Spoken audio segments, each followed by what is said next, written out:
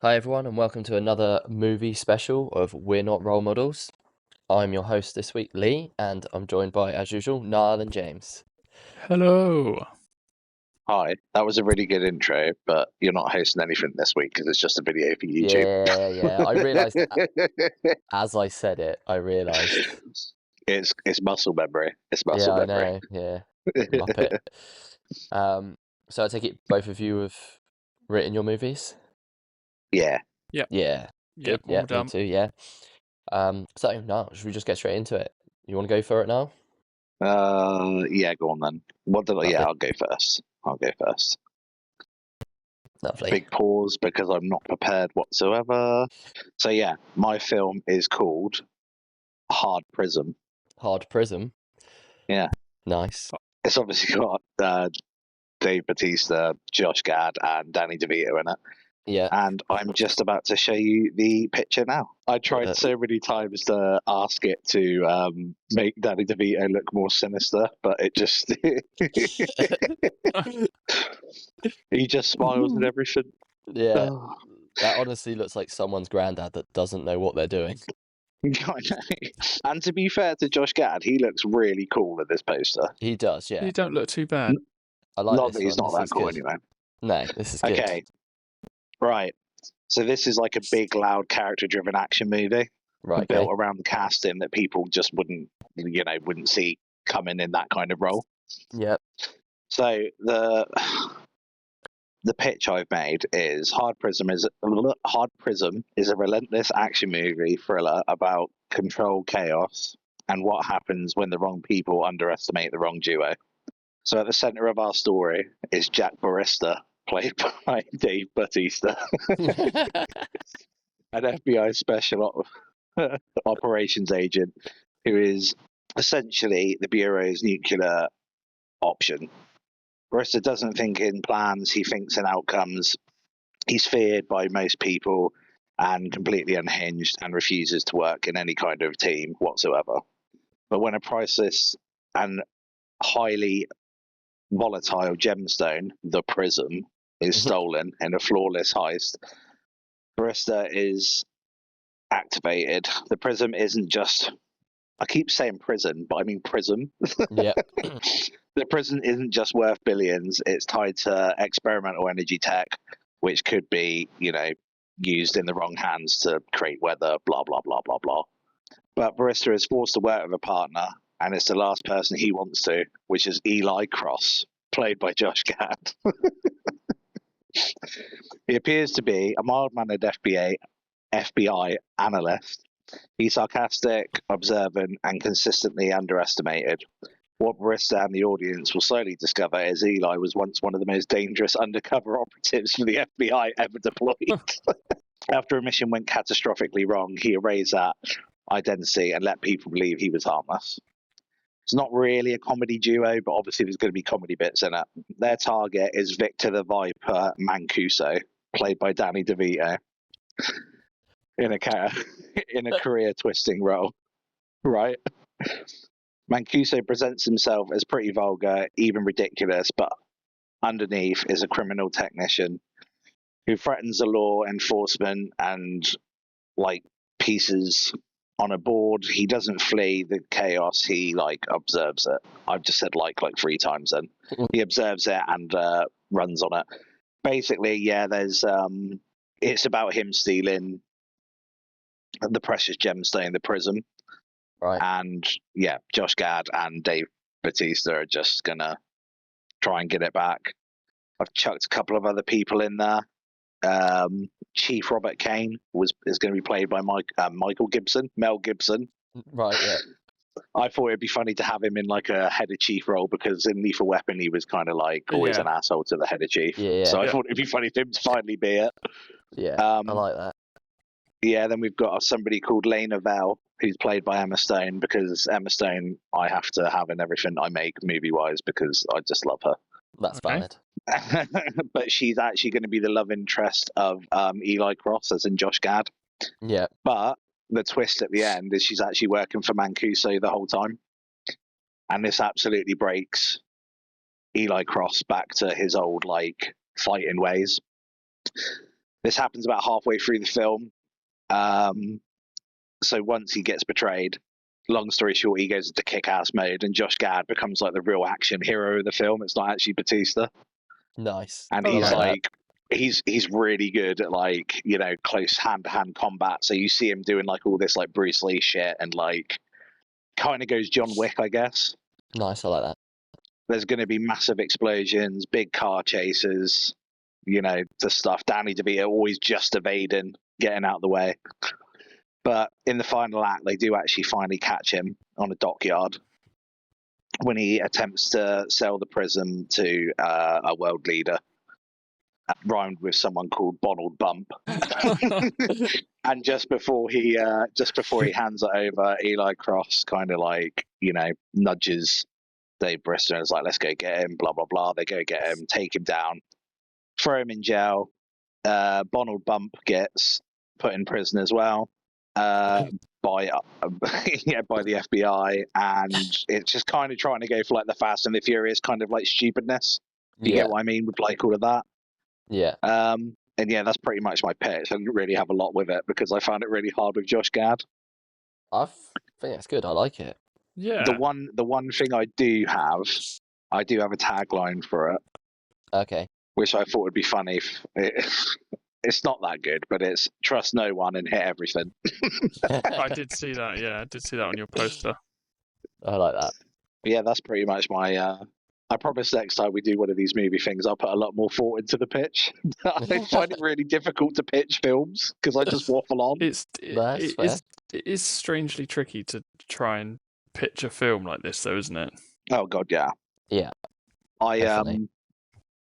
I will say that I tried not to put too many other celebrities in it, maybe just 2 people, only because I wanted to kind of keep to the rules of having, you know, the main 3 being the 3 characters. Yeah, So yeah. Emma Stone and Mel Gibson are only like side characters. Yeah.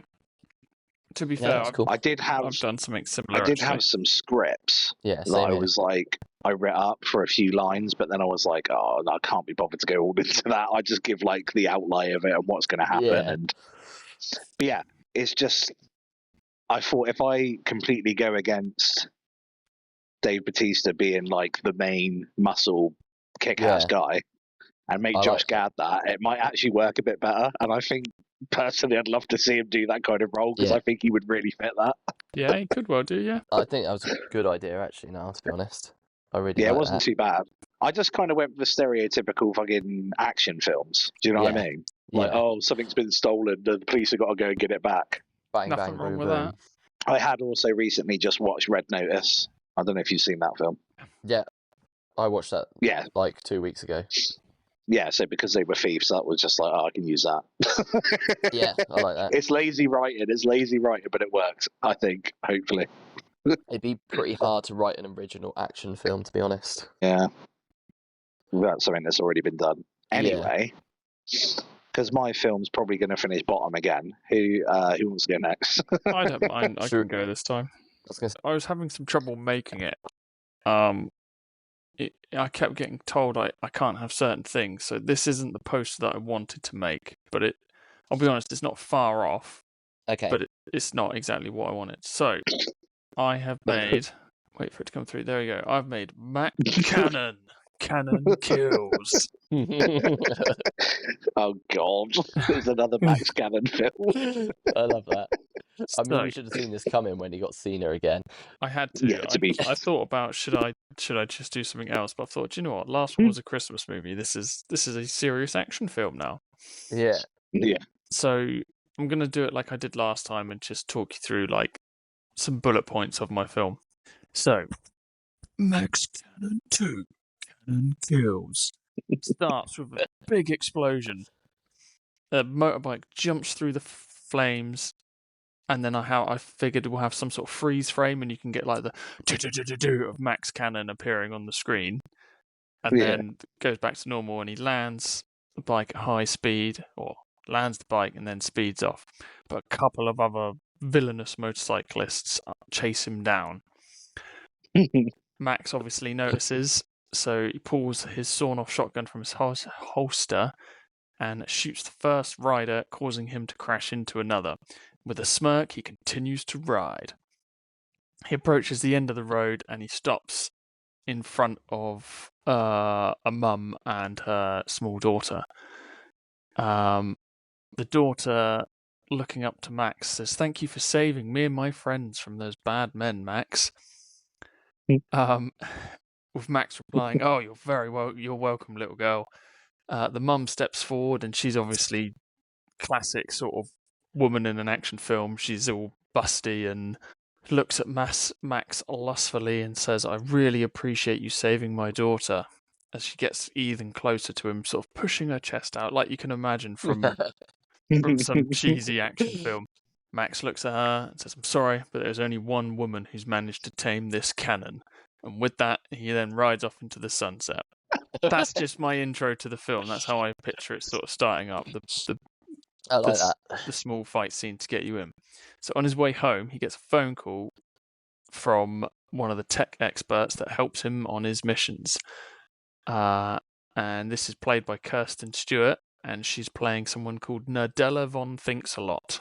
Now, she tells Max about a new drug going around, making people catatonic and reminiscing about the old days. Max tells her he's on vacation, use another contact for the week. But Nerdella tries to talk to Max again, and he hangs up his phone, carries on home. Max gets home, and he finds his front door has been kicked in. So he carefully enters his house with his .44 Magnum in hand. Entering, he sees a body on the floor, covered in blood, with a high heel sticking out of his chest. "Lucy?" Max starts calling out, panicking as he checks the rest of his house, only to find a Polaroid picture of his wife, Lucy Cannon, who's played by Selma Hayek. I think. I'm not set on that, but I feel like she might fit the role. So there's a picture of her, and she's bleeding from her head, and she's been bound and gagged and everything. His phone rings again, and it's Nerdella telling Max that she tried to warn him that there was an attack on his home from these new drug runners. So Max is now angry, and he's ready to deliver some justice, Cannon style. So we cut to seeing Lucy Cannon tied up, and a shadowy figure approaches her and injects her with a purple substance as Lucy screams out. After a few moments, she relaxes and has a content look on her face. The shadowy figure picks up a phone and says, "We've done it. The new batch is ready for distribution." Cut back to Max after a while. He's now driving around in his Chevy Impala, again with Nerdella talking to him, leading him to various drug dens around the city, with Max trying to dig up information on where this new drug is coming from, who's making it, the standard sort of like smashing skulls and getting information. While he's doing this, we'll be getting flashbacks of when him and Lucy first meet. So it cuts to, I don't know, 20 years ago, 30 years ago, to a ski resort. Lucy is skiing dangerously down a mountainside when she loses control and falls off a cliff. Holding onto the ledge and shouting for help, Max leans over the edge and sees her, holding on for dear life. Locking eyes, he leans down and grabs her arms and pulls her up. She embraces him, exchange names, etc., or married, and you know, the nice life. So after he's managed to gain some intel, he realizes that he's looking for a place called Crinkly Bottom. Yeah. Nerdella finds a promising lead, and she sends Max to a recording studio. So inside, Max finds your standard laboratory, loads of thugs. Huge fight breaks out. Max killing thug after thug. It's just a mixture of flying bullets and martial arts, and people are getting knocked out, and exactly what you want from a fight scene. Meanwhile, we cut to another area, and you can hear the fighting going on in the background. The shadowy figure goes back to Lucy, who is now covered in yellow spots, but she's coming down from the effects of the drug. And the shadowy figure says, "Quickly, let's get you free before the boss notices. I'm so sorry, I never wanted it to happen like this. as his face appears into the light. It's none other than Noel Edmonds. I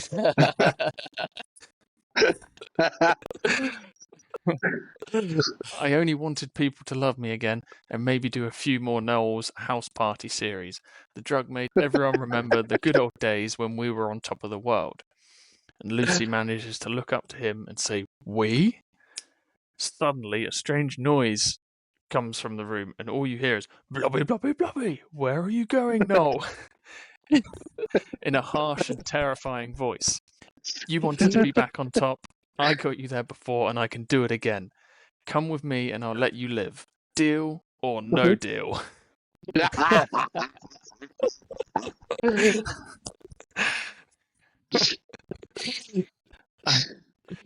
So Max finishes off the last few thugs. It's down to 2. He's got one stood up but headlocked, if that makes sense. Like arm around his neck. And the last one, he's got his magnum pointed to his head at close range.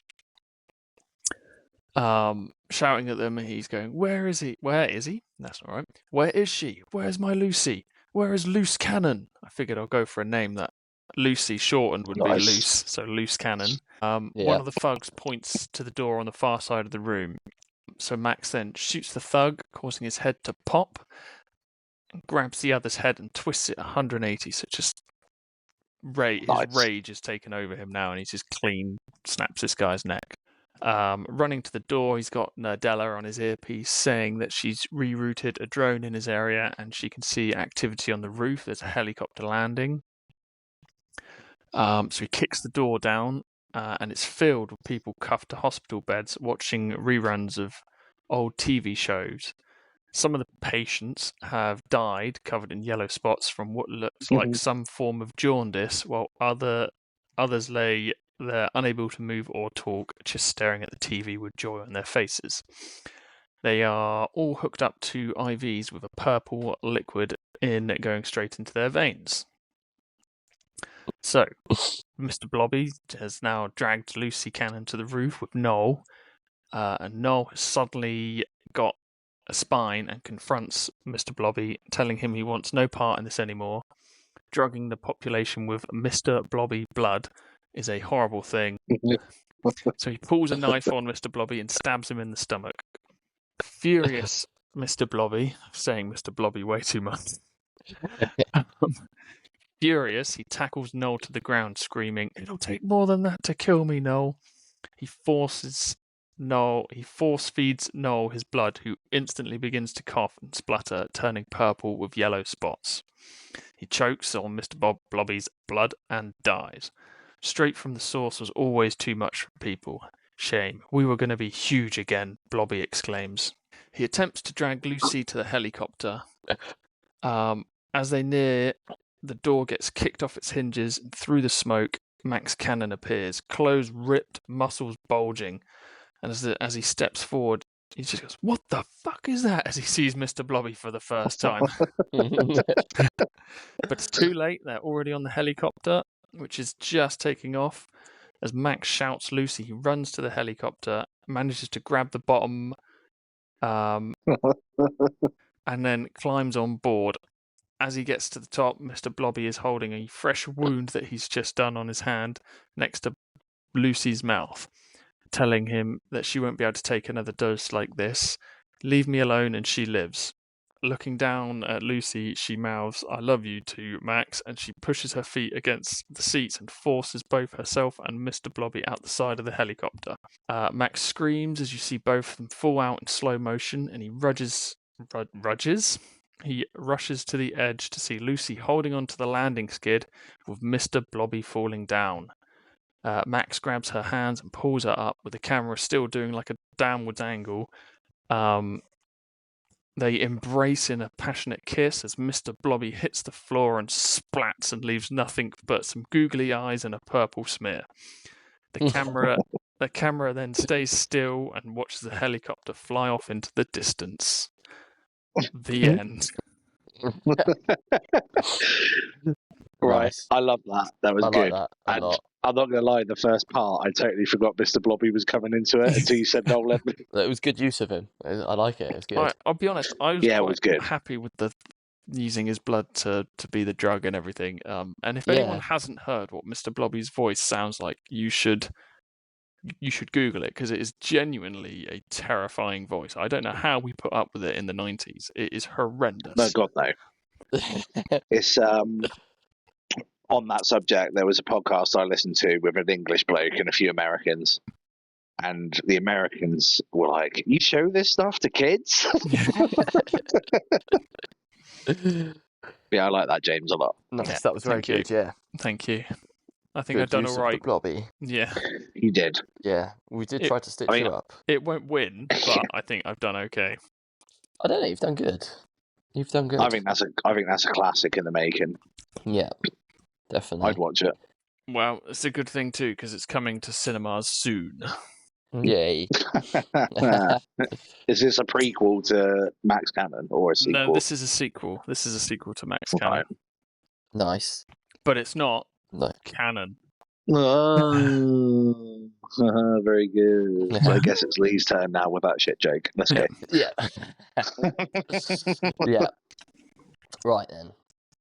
My movie. This is going to be funny now, because my movie is called Hard Reset. So I had, as you know, Kate Beckinsale and Scarlett Johansson as my heroes, and then Mr. Mark Wahlberg as my villain. So I'm going to send you over my poster now, so you can have a look. Oh. Yeah, let's have a look. All right, let's just send that. So there you go. There's my poster.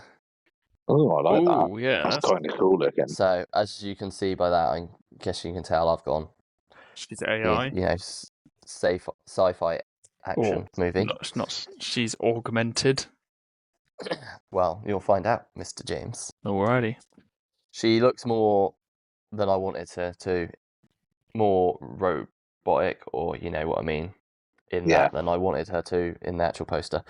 But you know, do what we can with the stuff to make our posters, don't we? Anyway, so Yeah. my movie. So the first scene of the film is going to be, you're gonna have the camera looking into a kitchen of a nice house. It's going to be nighttime, so it's going to be dark, and then you're going to hear some footsteps, and then the light's going to flick on, and a man is going to walk in. He's going to be in his pajamas. He's going to go to the fridge and pull out something to eat. But when he shuts the fridge, you're going to see Kate Beckinsale, who's going to be called Mia, holding a gun. They will talk for a little bit, and then we will see Mia kill him and make it look like it was suicide. Oh, Yeah. So the next morning, we're going to see his wife find his body and call the police. We will then see the police forensic team checking over the scene, and police detective Harper Knox, who will be Scarlett Johansson, will arrive at the scene. During this part, we will find out that the man works for Congress. And when entering the house, an officer will... Yeah, so when Knox enters the house, an officer will come up to her and tell her that she needs to come see this. There's going to be hidden cameras that filmed Mia killing the man. So next we're going to see Knox, and we're going to see Knox go and find Mia, and when she does, Mia is going to be acting like she has no idea what they are talking about. So they're going to then arrest Mia, and we're going to see them take her away to a facility where we will see her. She'll be led on a table, and there'll be a guy at a computer, and at this point, we'll find out that Mia is an android. So the tech guy is going to be running diagnostics on her, and he's going to find out that someone has been tampering with her programming. And this is not the first person that she has killed.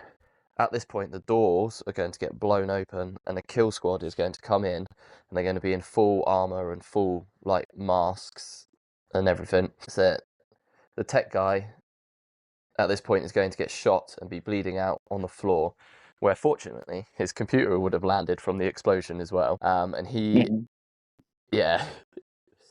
So he's going to be bleeding out on the floor, and he's going to tap away on his computer and reveal to Mia, send over all of the information, all of her memories that she's forgotten, and all the information about her being tampered with and the source code of who's been doing it. So we're going to get like an image like from her view now. We're going to see like data running over like her vision, which is all being like uploaded to her. And then she is going to wake up effectively and get up before the kill squad gets to her. And then she's going to fight her way out of the room, like proper martial artsy style. But she's only going to knock out the kill squad. She's going to, put them unconscious rather than kill them at this point. So then she's going to make her escape from the facility and making her way through the town, trying to blend in with people. When she walks past Detective Knox, who obviously sees her and then follows her for a short amount of time. And then when Mia goes down an alleyway, Knox draws her gun and demands that she stops. Mia will stop and try to convince Knox that it wasn't her fault and someone was controlling her. At this point, the kill squad will show up again, but will also be pointing their guns at Detective Knox, who will then identify herself. One of the kill squad will report this through their comms, and then we'll see them get a reply, but not hear what it is. But then we'll hear him acknowledge it, at which point he will then shoot Detective Knox. She will then collapse on the floor, and the camera will go to her view now and will be slightly blurred, and she'll be blinking occasionally. And through this, we will see Mia take out the kill squad, this time killing them. We will then see Mia walk up to Knox and look into her eyes, and she will say something that will be muffled and we can't understand, and then the screen will go black.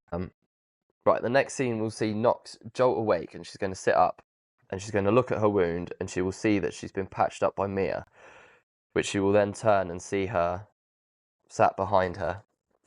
And then they're going to get like a bit of a bonding moment where Mia's going to explain what's happened to her, and we'll find out that Knox has been investigating the suicides of all these people that Mia had killed.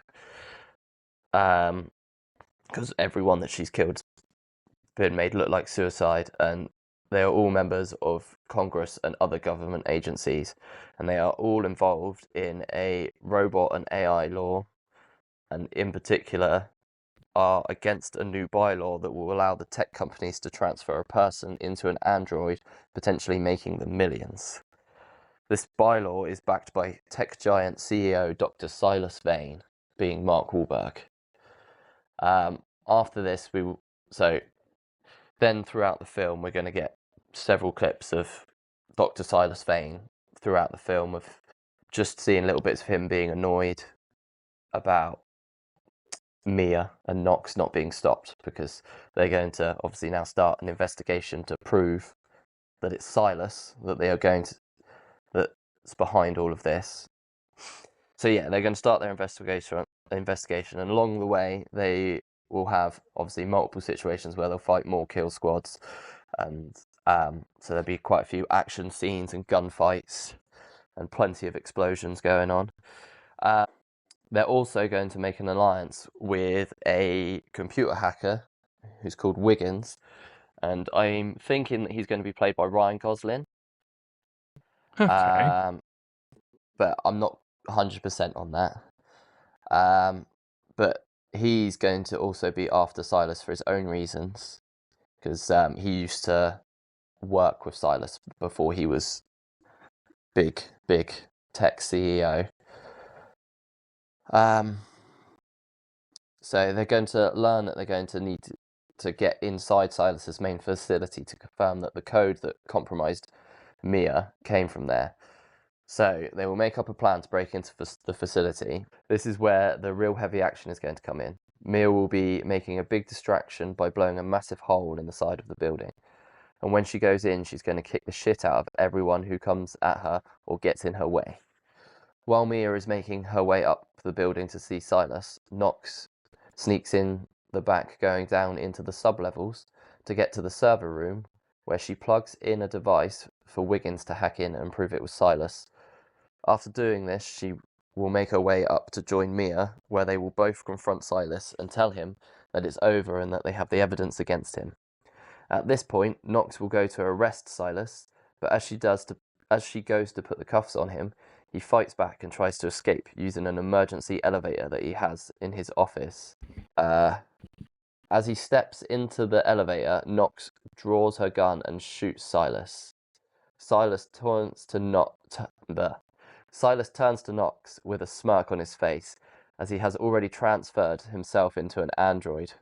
He then presses the button on the elevator, which starts dropping rapidly. Not accepting this, Mia runs and jumps down the elevator shaft and lands on top of it. She rips open the roof and jumps down inside, where she has a one-on-one fight with Silas. In this fight, the glass walls of the elevator will get broke, and Mia will push Silas's face out, ripping the synthetic flesh off his face, fully revealing his true robotic self. The fight will be brutal, but ultimately will end with Mia killing Silas. And then, at the end of the film, we're going to then see Knox with Wiggins at his place, where he will be giving Mia a new face so that she can go back to having a normal android life. And she's obviously going to be extremely wanted after Yes. murdering Mr. CEO. So yes, there we go. That is my movie. I like it. Nice. It sounds Yeah. like the fight scenes in it were going to be very graphic in a good way. Yes. That is my intention. I have one question. Yes. Who's her new face? Oh. That is not going to be revealed until the second movie. If you make a second movie. I don't know. I hadn't decided who a new face is going to be. Jack Black. Jack Black, yeah. I think so, yeah. So yeah, that was all our pictures, wasn't it? It was, yeah. Yeah. Nice. So please comment on whose was the best, or what you liked, what you disliked. Yeah. Let everyone know that mine's the best. It's fine to say that you completely dislike mine. Not even I like mine. It's fine to say you just like all of them, to be Well, fair. yeah, that's true. Yeah, if you don't like any of them, if you don't like action films, then probably you wouldn't be listening to this right now. Yeah. No. And if that's the case, you. But yeah, this is YouTube exclusive. This won't be on Spotify. A bit late to say that at the end, but who cares? You know that by now. Mm-hmm. We can get away with saying a bit more on YouTube and not get punished for it. Yeah. Apart from some stuff. Yeah. I'm looking at you, James. Anyways, yeah, see you next week on Spotify, I guess. Bye, fuckers. Bye. Bye. Bye.